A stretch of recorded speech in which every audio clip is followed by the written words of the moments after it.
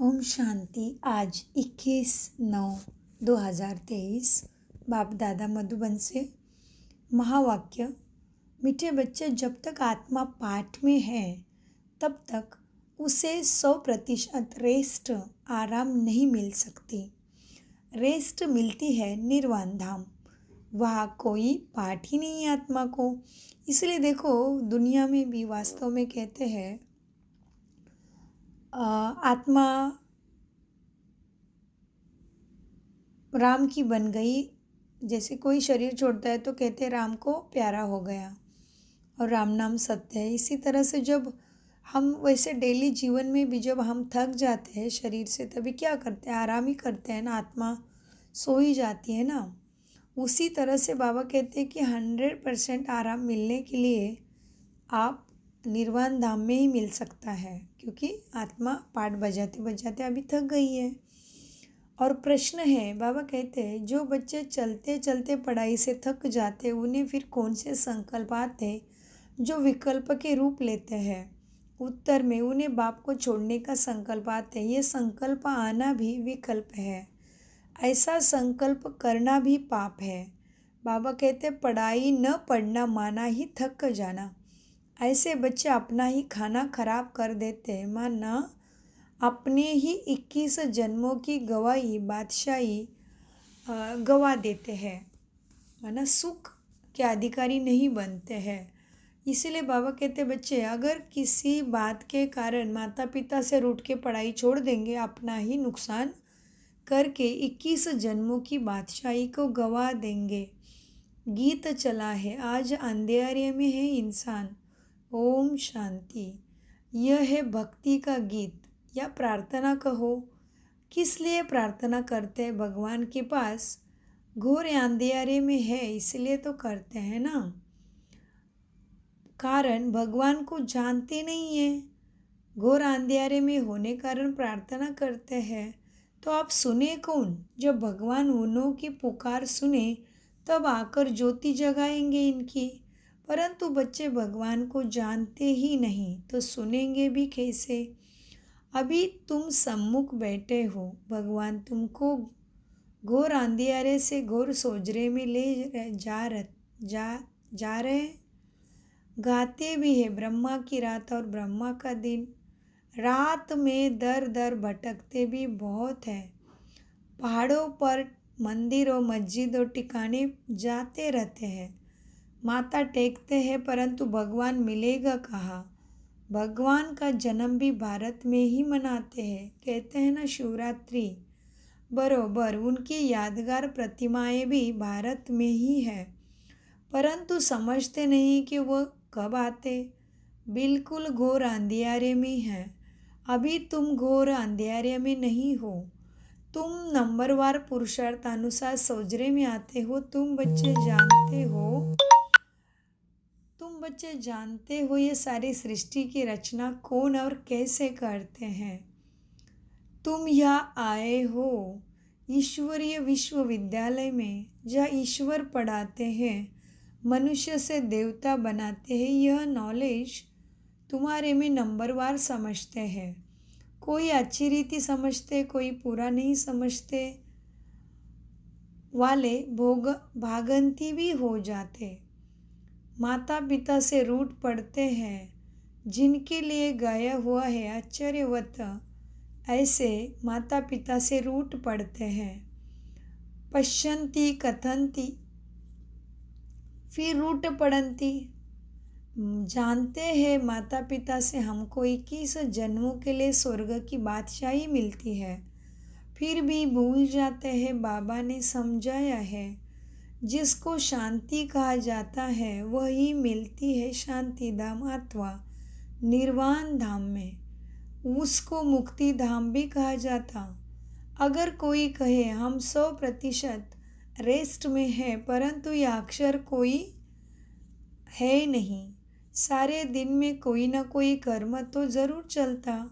हाँ, अल्पकाल के लिए रात को नींद को रेस्ट कहते हैं, क्योंकि आत्मा कहती है मैं सारा दिन काम करके थक गई हूँ, अब रेस्ट लेती हूँ।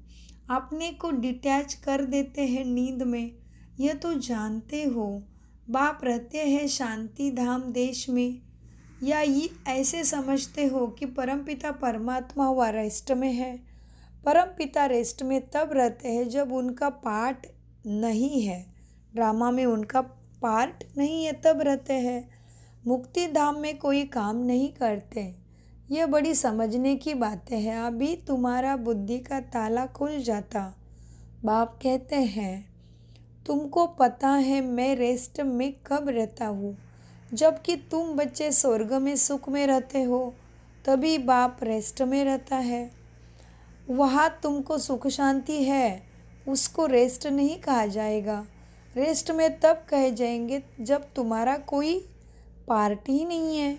तुम जब स्वर्ग में हो तो मुझे कोई मेहनत नहीं करनी पड़ती। मैं वहाँ घर में शांति में रहता हूँ। शांति का दूसरा अक्षर वहाँ रेस्ट कहेंगे।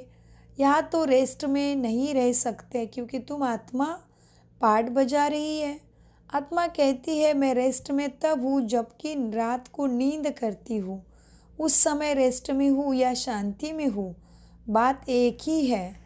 रात को अशरीरी बन जाते हैं, शांति हो जाते हैं, फिर उठते हैं तो कर्म में आते हैं, फिर भी अनरेस्ट है। कर्म करते अनरेस्ट भासती है।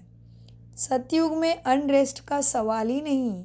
अनरेस्ट कहते हैं माया, अनरेस्ट करती है माया। वह ऐसे नहीं कहेंगे कि हम रेस्ट में रहते हैं, काम काज सब करते हैं परंतु अशांत नहीं रहते। बाकी रेस्ट अक्षर है नहीं, समझो। कोई कहते हैं हम शिमला जाते हैं रेस्ट के लिए, परंतु रेस्ट का अर्थ नहीं है। सच्ची रेस्ट तब है जब तुम निर्वाण धाम में रहते हो। वह आत्मा चुप है, चमकता बिंदी सितारा। बाकी रेस्ट कोई को नहीं है। कोई हमको 100% रेस्ट है तो ये रॉन्ग है। कोई कहे कि हमको 100% रेस्ट है तो रॉन्ग है। इसको भी अज्ञान कहा जाता। हाँ, यह ज़रूर कहा जाएगा। पढ़ाई नहीं पढ़ना चाहते, रेस्ट लेते हैं। न पढ़ना रेस्ट लेना, यह तो फिर थकना हो गया। अपना ही खाना खराब कर देते, समझाया जाता है। हे रात के राही थक मत जाना, स्वर्ग की राह पर चलते चलते थक मत जाना, रूठ नहीं जाना। माता पिता को फारकती देने का संकल्प भी नहीं उठना चाहिए। ये संकल्प उठा तो उसको विकल्प कहा जाता। ऐसे माता पिता जिससे स्वर्ग की राजाई मिलती है, उसके लिए संकल्प भी क्यों उठे, लिखते भी है। कभी कभी संकल्प आता है छोड़ दे, कुछ समझ में नहीं आता। अरे समझने का तो ये टाइम ही नहीं है ना। समझना अर्थात पढ़ना। तुम जानते हो हम पढ़ रहे हैं।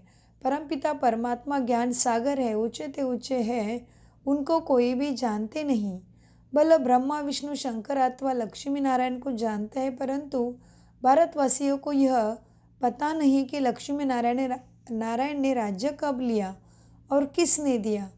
माया ने तो बिल्कुल ही घोर अंधियारे में डाल दिया है। बाप आकर समझाते, रचता बाप मनुष्य सृष्टि की रचना कैसे करते हैं यह तो कोई भी नहीं जानते।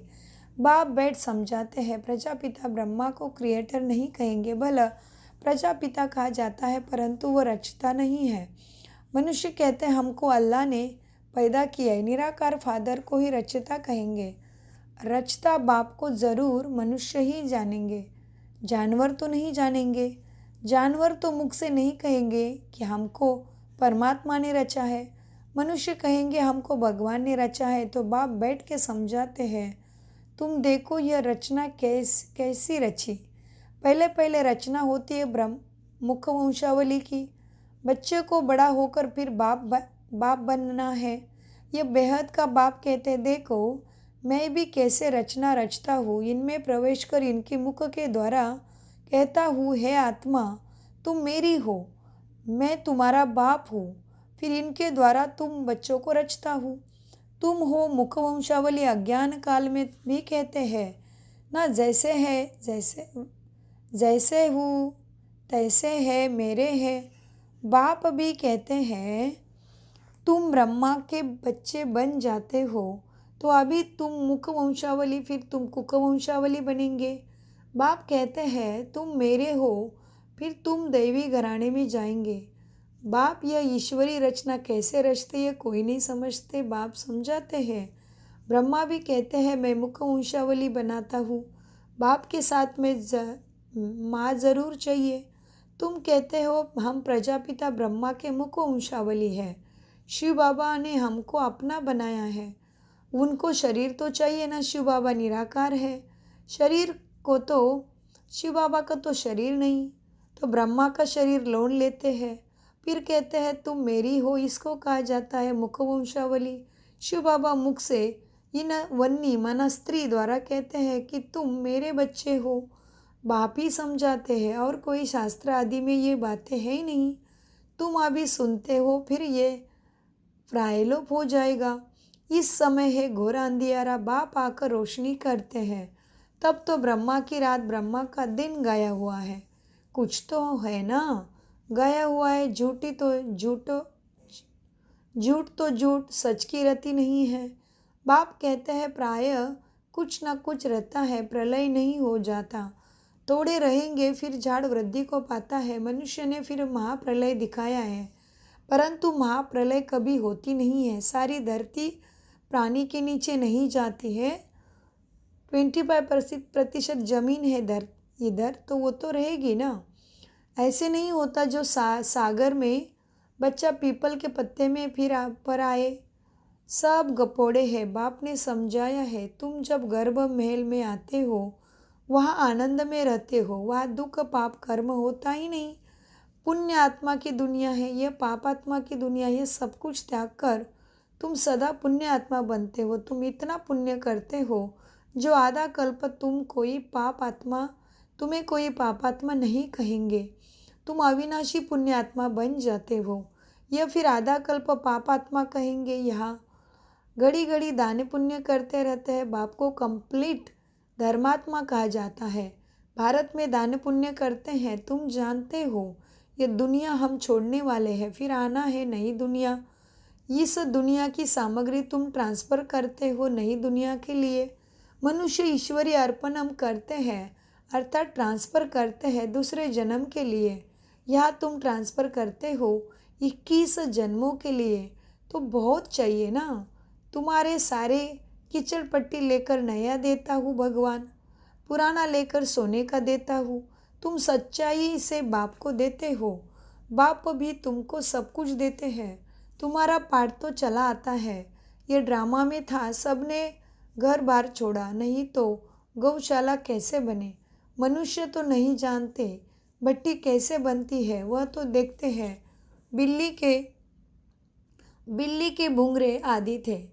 यह सब ज्ञान तुम बच्चों को अभी है, फिर वह ज्ञान नहीं रहेगा। हम ऐसे 21 जन्म राज्य करेंगे, फिर गिरेंगे। वहाँ यह ज्ञान नहीं रहता। त्रिकालदर्शीपना का पार्ट तुम्हारा अभी रहता है। मुख्य हीरो हीरोइन का पार्ट तुम्हारा ही है, और कोई का पार्ट नहीं है। असुर से देवता, फिर देवता से असुर, तुम भारतवासी बनते हो।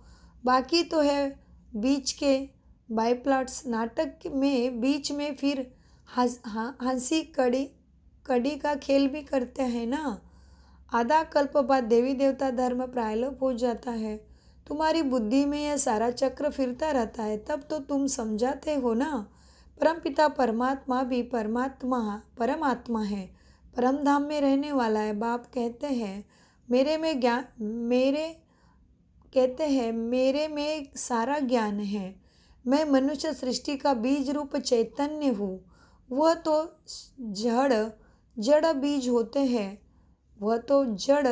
होते हैं जिसमें से वृक्ष निकलता है, धरती पे रहता है। शिव तो चैतन्य है, उनकी प्रतिमा पूजा कर जाती है। आजकल गवर्नमेंट झाड़ों को सैपलिंग लगाते हैं, यह है चैतन्य बीज शिव बाबा। मनुष्य सृष्टि रूपी झाड़ का बीज कहते हैं शिव बाबा को। मुझ सारे झाड़ की नॉलेज है। तो जब कोई कहते हैं 100% रेस्ट में है, तो समझाना चाहिए कि 100% रेस्ट तो कभी नहीं मिलती। हाँ, ऐसे कहेंगे स्वर्ग में 100% पवित्रता सुख शांति रहती है, नाम है स्वर्ग। बाप कहते हैं सत अकाल सच बोलने वाला, उसको श्री सत अकाल कहते हैं। उनको कोई काल नहीं खाता, उनको कहा जाता है कालों का काल। बाप कहते हैं ये चीची दुनिया है, इस बम्बर को आग ज़रूर लगनी है। तुम बच्चे जानते हो ये महाभारत लड़ाई कल्याणकारी है। मनुष्य यज्ञ करते हैं शांति हो जाए, गोया समझते हैं स्वर्ग के गेट्स ना खुले। तुम तो ताली बजाते हो, बम्बर को आग लगे तो हम नई दुनिया वैकुंठ में जाए। विनाश ज्वाला इस रुद्र ज्ञान यज्ञ से प्रज्वलित हुई है, तो बाप के बनेंगे वही स्वर्ग के मालिक बनेंगे। बाकी सब हिसाब किताब चुकतू कर वापस परम धाम में जाते हो। तुम जानते हो अब मुक्ति धाम में जाकर फिर अपना पार्ट निभाने रिपीट करना है। आएंगे सतयुग में यह इतने सब देवी देवता कहाँ से आए? मनुष्य से देवता किए करत लागे ना वारी। तुमको कौड़ी से हीरा जैसे पतित से पावन बनाते हैं बाप। जितना जो नॉलेज धारण करेंगे उतना पद पाएंगे, राजधानी स्थापन हो जाती है। तुम जानते हो हम अपने लिए स्वर्ग की स्थापना कर रहे हैं श्रीमत पर। अगर श्रीमत से कोई रूठ कर अपना मत पर चले तो रावण मत हो जाएगी। इसलिए कदम कदम पर तुम श्रीमत लेते रहो। बाप जीते जी तुमको ट्रस्टी बनाते हैं। बाप जीते जी तुमको ट्रस्टी बनाते हैं। अच्छा, मीठे मीठे सिकिलदे बच्चों प्रति माता पिता बाप दादा का याद प्यार और गुड मॉर्निंग। रूहानी बाप की रूहानी बच्चों को नमस्ते। धारणा के लिए मुख्य सार। 1. कंप्लीट दानी बनना है। सच्चाई से सब बाप को अर्पण कर नई दुनिया के लिए ट्रांसफ़र कर देना है। 2. जीते जी ट्रस्टी बनना है। कदम कदम पर बाप से श्रीमत लेनी है। कभी भी श्रीमत से रूट मनमत पे नहीं चलना है। वरदान, कंबाइंड रूपधारी बन, सेवा में खुदाई जादू का अनुभव करने वाले, खुदाई खिदमतगार भव। वरदान का विश्लेषण है, स्वयं को सिर्फ सेवाधारी नहीं लेकिन ईश्वरीय सेवाधारी समझकर सेवा करो। इसी स्मृति से याद और सेवा स्वतः ही कंबाइंड हो जाएगी। जब खुद को खिदमत से जुड़ा कर देते हो तो अकेले होने के कारण सफलता की मंजिल दूर दिखाई देती है। इसलिए सिर्फ खिदमतगार नहीं लेकिन खुदाई खिदमतगार हूँ, यह नाम सदा याद रहे तो सेवा में स्वतः ही खुदाई जादू भर जाएगी और असंभव भी संभव हो जाएगा। स्लोगन, कर्मयोगी बनना है तो कमल असंधारी न्यारे और प्यारे बनो। ओम शांति। मीठे मीठे बाप दादा का अनगिनत पदम गुना शुक्रिया, धन्यवाद। अभी गणपति बप्पा का पूजन चल रहा है, इसलिए गणेश के अर्थ को समझ के अपने विघ्नहर्ता रूप में स्वयं ही सिद्ध बने। बाप के ज्ञान को श्रीमत को धारण करके योग्य बने। ओम शांति।